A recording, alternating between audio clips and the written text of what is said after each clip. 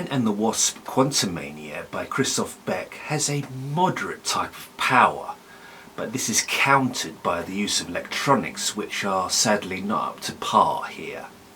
There wasn't as much use of synthesizers in the first two Ant-Man scores. They were more orchestral, and so the best elements in this score are from the players rather than the synthetic electronic stuff.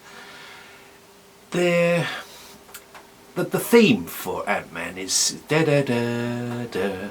Is pretty good. I've always liked the first two scores. I haven't listened to them very much, admittedly, since they first came along. The difference in Ant-Man and the Wasp: Quantumania is that we don't get as much of it. I think the score has its weak points. Certainly the meandering synth stuff is very much a detriment here. I think it pulls it back, but the worst element is actually in the very last track, Holes, which is not actually a piece of music. It's just some guy talking about, you know, ear holes, buttholes, and like, it's supposed to be funny, but it's lowest common denominator. And I would have left it off the album entirely. It's only 40 seconds, but even so, it ends the score on a bum note, admittedly. And, you know, here and there, like Father, Like Daughter was pretty good. The Conqueror has a doomy quality to it. But I think overall, Beck kind of loses sight of it, and he overthinks a lot of the orchestrations, and some of the bigger moments kind of build and build and build and build and build and build and build and don't necessarily pay off in the way that the first two scores did. Overall, I would give Ant-Man and the Wasp: Quantumania by Christophe Beck 3 out of 5 stars. It's a good effort. I don't think it's close to being the same league as the first two scores.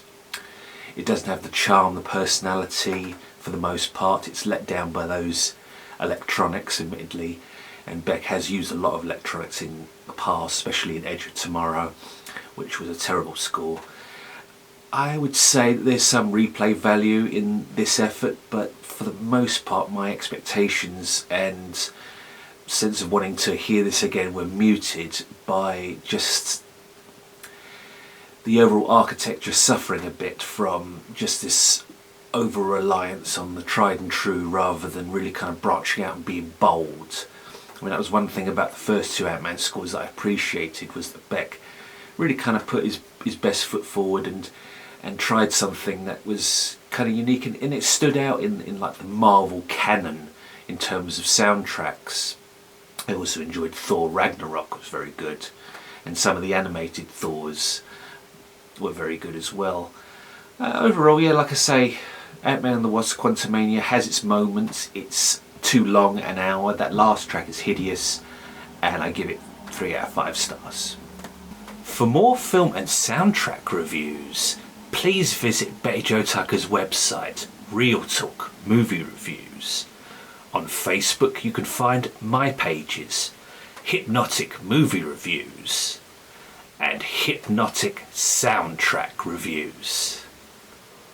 I am Richard Jack Smith, thank you for watching, and I'll see you next time.